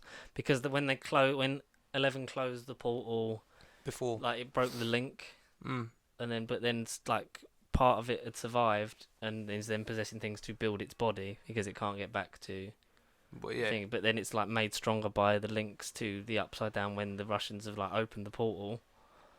And so after like thinking they're done with it, but the magnets are falling down and there's a nice drawing still of Super Bob on Joyce's fridge, and she keeps remembering Bob, and that's why she's like distancing herself from Hopper even though they really like each other since day one. She stands him up because she's with, and they get the science teacher. That's how they get the science teacher back in, because it's summer vacation, and they get the science teacher back involved because she goes to his house and asks about the magnetics and like the coil and the generation of magnetic fields. All very clever stuff. And they like something with the kids, and they've realised that there's like something happening with them. And when they all meet up, I think it's like episode 7. Yeah, when they all get back together. They're all back, when it's the whole gang back together, like, and they're discussing stuff, but then catching up the new characters as to what's happening. Yeah. Oh, we almost died by the Russians. What do you mean? What are the Russians? She can move stuff with her mind. Keep up. Yeah, exactly. Yeah. Because when 11 throws the car, 11 is sort of having a bit of a coming of age story, like, because she's growing up, and Hopper doesn't like want to lose her. Yeah, doesn't. Yeah, he does trust her. Because he feels threatened by, not threatened by Mike, because them two are spending way too much time together. Yeah, he just like misses her, and like knows that she's going to grow up, but like hopes that she's always got time for him. Yes. Because like the thing, they got 3 inches rule. You have to keep the door open 3 inches because have it closed. Even in that letter when he brought it up at the end. Don't mention that. Don't mention that. Because he's trying to have a discussion. Joyce helps him write a speech to Jenna, because she says if you talk to them and listen, then what, like, as opposed to just shouting, because if you shout, they're not going to listen to a thing you're saying. They'll just rebel. Like, you've got to have a conversation with them and trust them, and sort of. She writes him a speech about like having an environment and like feelings and that, and we need to. Like, we need to set up boundaries. Yeah, set up boundaries together so that like because we care about each other and stuff like that. And he never sort of has that thing because he threatens Mike because says like Nana's dead. Or Nana's like, oh, nothing's wrong with Nana. I'm gonna talk, you're gonna listen, and if you're lucky, you will still get to date my daughter. David Harbour is like, it's great to see him in something that he thrives in, especially after Hellboy, because this just sort of just that's why we love David Harbour. His images. Yes, and it's him. So then Mike, because Mike along like he starts off just like, oh, he's just like an angry old man, but like she then becomes like more of a girly girl because she starts hanging out with Maxine, because the boys like basically like sort of say, oh, you know, like don't get girls like different species and that, and she sort of becomes more of her own person, like starts having her own fashion sense, starts having her own opinions, and then she becomes more human. And she starts thinking like, maybe he is right, like I spend too much time with you. Like they sort of along the way realise that as much as they care about each other and love each other, that they need to spend time with everyone, not just each other themselves, which is very nice and wise. And so they come up with the plan to storm the base. Like some of them have to close the portal. Dustin says he has to navigate him through, so he has to get to the top of the hill because Hopper's like, oh, you can navigate me, so like I know how to get down there, but you're doing it from up here, I'm not putting you in danger. So him and Erica goes to the hilltop with the extension antenna so that they can reach the signal underground. Alexei, what a character. one of the Russian scientists that can only speak Russian, and the guy starts off as an arse, but then he like he likes Slurpees. The guy that's helping him sort of like solve the thing, who can speak Russian, and goes down with him because Alexei unfortunately gets killed off at the 4th of July fun fair. Yeah, all he wanted was he won a Woody Woodpecker on the balloon thing. That was wicked. Yeah. And sort of becoming he starts off as just like sort of a bumbling sort of fool, but they get to like him, and he is such a sweet character. All he wanted was to live the American dream. Yeah, and they learn what he knows about the experiments to find where it is, and to then like go in there and shut it down. Take the other Russian guy, who they send to. It didn't really make sense that they sent him through the vents to trip the fuses. Yeah. Because surely you'd have left him with Hopper and let Joyce go through, because Joyce would have been in a room on her own, so Joyce would have been able to just go through, flick the switch, and then you would at least had someone that speaks Russian with Hopper, because he went, if anyone says anything, just smile and nod. Oh yeah. So then they make their way to the room, like while this is happening, the mind flares fighting, like trying to fight the others. Nancy's driven away. She's got Nancy, Jonathan.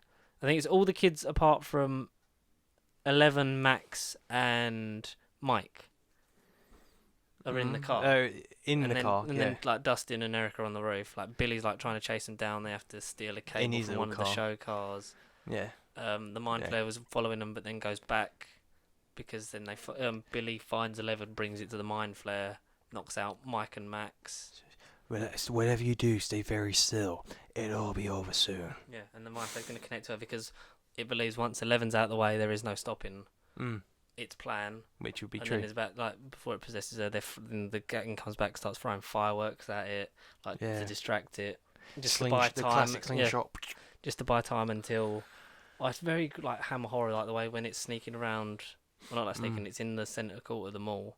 And they're in different shops. Oh, yeah. And it's, like, reaching out tentacles, like, searching, like, trying to find her. 11 supposedly loses her powers. Yeah. Well, she can't sort of... She's just struggling to, like, to make anything do stuff. Move. Even with the Coke can, she couldn't squish it. Yeah. But is that, like, from being... Because she gets infected by that sort of leech type thing in her leg, which then that cut... Yeah, that very xenomorphy, that was Alien. Yeah. Except rather through the chest, it was a different take on it. It was nice. Her leg, and they got to try and cut it out, and then she gets it and just mind pulls it out and throws it, and it's... It's disturbing, to say the least. It was gruesome, but it was nice. They're buying enough time for... they need the code, the Planck scale. Oh, yeah. And Dustin... knows someone that knows it because they get the password wrong. So he calls up Susie. Who was ignoring him, and like who at this point was pretty much his imaginary girlfriend, because every time Susie was mentioned, particularly in the first episode or second, where everyone they were on the hill. Yeah, because the first episode is called Susie, Do You Copy? Yeah, Susie. And then she answers, and it's like, Dusty Bun, it's Susie Boo. Dusty Bun. Because it's like his summer girlfriend, and like she knows the thing. It's like, oh, you're going to have to... sing. It's like no, like because everyone's like, she switches it to the radio station where everyone's listening, like because everyone's got the same radio station, so she switches it to that. Do it now, Dusty Bun. And then they sing the never-ending story, which someone mentioned at work, and I didn't know what was going on. I saw a thing on Twitter about never-ending challenge, but I didn't relate it to Stranger Things. I saw never-ending kept popping up everywhere on my phone, and I was just like, okay, whatever. Like, all right, I'm watching Stranger Things. It's got nothing to do with Stranger Things. I don't know what it is. But as soon as I heard like the first line about never-ending, I was like, it all comes full circle. Never-ending story. Which is great, and then she gives him the best duet I've ever seen. Like the number, which then Hopper puts into the safe to get the thing start the reaction get out, because he hits the fuses, and then there's this Russian-y hitman guy that's sort of like the primary antagonist apart from the mind flare. Yeah, Arnold Schwarzenegger, I called him. And like he's already beaten up Hopper once. Hopper's had a fight with the mayor. But I love how Hopper dresses up as Magnum PI throughout this season, because he's watching it. He's got a Magnum PI shirt on, and he's got the moustache. It's so great. It's so good. And fighting that, because you have to turn both keys at the same time to basically like generate the thing. Yeah. And as he's fighting him in the actual room with the machine, throws him into the machine, which then starts spurting out electricity so he can't get back. So leaving Joyce to turn both keys on her own, and everyone in the room, including Hopper, is vaporized. Well, yeah. As much as we know so far, is he the American or not? We don't know. There is an American. That's the only thing that irritated. The Russians have. It's just his death. That's the only thing that irritated. I'm glad he died, but I just didn't like the way it went. I think Joyce should have. I don't think Joyce has much more to give. The main thing, finding her son and then having her like son possessed. I was thinking, Joyce, Jonathan or Nancy, one of them two, I thought could have gone. No. I was thinking Jonathan. No, they're great. I think they lead it going forward. They're sort of the alphas, especially the journey he had with winning Nancy over and having that fight with Steve. Oh yeah, I like that was season 1. Steve, have you ever actually won a fight? Yeah. Yes, and then when he's like, what about when like Jonathan beat up? Oh, that didn't count. It's like, yes, it did. He kicked your ass. And he beats up like one of the Russian guards, and Dustin goes, yes, you finally won a fight. Yeah. It's been like a switch role for them. Like Jonathan's become more assertive and more authoritative, and Steve's learnt to play well with others and be a sort of mentor and guidance to the way he does talk, you can still sense that he still has got like that cocky persona when he wants it, but he just doesn't know when to bring it out. With all the girls that come in, because they come in just to see him, but like he's got no game, and like Robin's keeping count of how many times he gets rejected. Yeah. And they lose their jobs at the end, because obviously like the Star Mall like burns down, and then the scientist that took over the facility in season 2 finally like shows up at the last thing to find out what the investigation is, like investigating to what they were working on, going on, trying to shut that down. He finally turns up. I reckon the Americans either Hopper or it's Papa from season 1. Who's Papa? The old man who was like 11's tormented her and tortured her in the science facility. Oh gee, I think it might be him. Okay. Because he hasn't made any mind appearance yet. Because like I like when he's a physical projection in season 2, and she's just like fighting it like Empire style. Going back to Steve, I love the romance between him and Robin, but then it wasn't a romance. Yeah, because she's a lesbian. Yeah. It's like, the only reason I was so fixated on you in school. But then because the girl that I liked fancied you. Whatever her name was, she kept looking at you. She wouldn't look at me. Like, oh. It was like, oh damn. When they get new jobs, so we go back to the arcade from season 2 that we hadn't seen. The arcade. And we see Keith again. Yeah, Keith. And Keith says, and I'm going to ask you this question. 3 favourite movies, go. 3 favourite movies. Terminator 2. And you're actually asking me now. Yeah, because she says like she says Terminator, Alien. Oh, actually no, I don't think she. I don't know. No, she said they say random films. I've never heard of them. No, I'd heard of them, but I don't remember the actual code. Oh, and Steve goes, Star Wars. Yeah, the one with the little furry thing. No, it's when he goes, a new hub. A new what now? That one with the car. I just saw that. That's fantastic. And then he knocks over one of the video things, and this one as well. Definitely my top 3, Keith. Yeah. Because like Robin gets hired and she says, look, he's going to draw in all the ladies and he's not going to be able to handle them all. Just for him. They're going to come in just for him. He's going to be like a magnet and he's not going to be able to do it all by himself, so you'll have to help him. And then like obviously he gets hired as well. He's like, oh, yeah. Because they need jobs because Steve's getting taught a lesson. Like he keeps saying like he's like taking some time out to earn a bit of a real living before he goes to college, but it's because his dad is sort of like being an arsehole to him and not giving him paying for his college education. So he's sort of like, but he's lying to himself. But then he sort of accepts where he's going by the end. So, what are your actual 3 favourite movies? If Keith wanted to hire you and asked you, just off the top of my head, I would say in any order: Spider-Verse, Terminator 2, and bloody Split. Interesting choice. Just literally while I can think of them. Yeah, that's an interesting choice. I did have more of an in-depth list because that's what I thought we were doing today. Anyway, what's the top 3 from your in-depth list? Well, I think Terminator 2 is up there. But I don't know now, because like I say, as soon as I found out we weren't doing it, it kind of went out of my mind. I was like, okay. This is why you write stuff down. My 3 favourite films are, in reverse order, Goodfellas, Big, Back to the Future. Big. Every time. Big. I saw Big recently. Now TV, that was an experience. I love Big. Big's one of my favourite films of all time. Biggie's actually good. It's just, so, that's why I like Shazam so much, because it is big with superpowers, essentially, and Tom Hanks is great in it. And Back to the Future, obviously, the whole trilogy. The whole trilogy. The first one is the best, always. The other 2 do not. They make a nice rounded out story, but you can just watch that and not need to know anything else. Plus, it's amazing, and it was Michael J. Fox, and best film of all time. Don't care. It's always Back to the Future, mate. Always. And so we get a Tony Stark style monologue at the end for Hopper, because we finally find the speech, and Joyce goes, "Oh, so he didn't actually talk to you," and Eleven wants to read it, and so we go through the original bit that he wrote with Joyce. And then we find out that he'd written stuff on his own, and that's like, because friends had said like you'll cry, and like I thought, I didn't really. I was upset. I was like, oh, like Hopper's dead. But the bit with the letter, I was gone.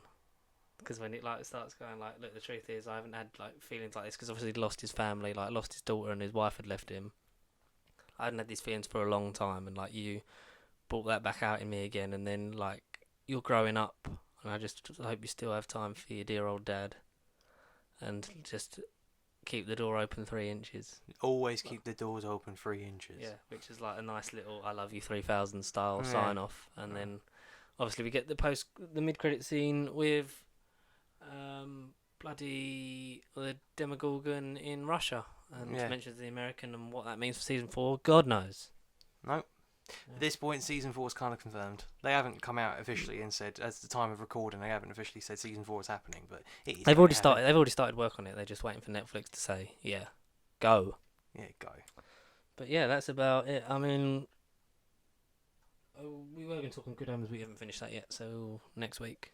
Hopefully, next week, yeah. Yeah, hopefully next week. Got plenty of time, darling. It's only 6 episodes long. No, I'm on 4. I think I've just started episode 4. Maybe I finished it. Bloody enjoyable. Love Michael Sheen, David Tennant, obviously. But yeah, Stranger Things season 3, great, solid, amazing. Builds on what come before, and I cannot wait to see where we go. I really want to watch the previous seasons. I just fancy watching it again. Just because why not? That's never a bad idea. I mean, stranger things have happened. Yeah, literally. But yeah, we'll get more on that next week. Lion King is out this week, so maybe we'll talk about that next week. But trying to think of other stuff that's coming out. I don't really know. For once, we don't sort of know. I can't think films-wise. We haven't got long until San Diego Comic-Con, and then... Oh, finally, MCU time. Phase 4. Yes, finally. Good. Can't wait to talk in depth on that. I want to know. But, obviously, nobubcontact@gmail.com if you want to email into the podcast and ask us questions, or give us your answers, or tell us something that you want us to know or read out. Leave customer feedback. Yeah. We are... How was your service? Did you find everything you were looking for today? Yeah. At Pasty Sheep, Facebook, Twitter, Instagram, You've obviously got a like, comment, and subscribe. We're on 67. Yeah. Let's keep going. Let's get keep to 70. It going. There is definitely a live action video happening. I will hopefully some point next week. Some point. The one that I've got, and I need to text Matt and see if he's going to get his arse in gear. But probably not. No. Right. But until next week. Goodbye, my dears. Goodbye. No Doctor Who this week as well. That's literally the only thing we've not mentioned. Doctor Who. It's probably the audience probably like that though, don't they? Yeah. Don't want to go into it too much. No. Have you watched season 10 yet? No. No more sense. 3 Doctors. And neither have I. No, you'll never watch it. Good. No, Joe. I'm not going to bloody watch it until I've got all 26. God, Jesus. You have to wait I'll give it, 6 years for that at least. I'm going to give it a go. I just don't know when. You don't know when? It's just having time because I'm catching up on all the other streaming stuff. So it's like Doctor Who's always there. It's physical media. It's not running out on me anytime soon. No. The internet's vast and endless. It's a vast and endless pitiful chasm. We'll see you next week. Adios.